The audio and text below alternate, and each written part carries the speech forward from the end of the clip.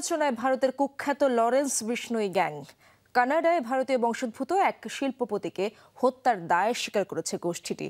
এর আগেও কানাডার আলোচিত খালিস্তানি নেতা হরদীপ সিং নিজ্জার হত্যাকাণ্ডেও জড়িয়েছিল এই গ্যাংয়ের নাম। জেলে বসেই দেশে বিদেশে অপরাধ জগৎ নিয়ন্ত্রণের অভিযোগ রয়েছে গ্যাংটির প্রধান লরেন্স বিষ্ণোইয়ের বিরুদ্ধে। নিজেদের স্বার্থে ভারতের সরকার এই গ্যাংকে মদদ দেয় রয়েছে এমন অভিযোগও।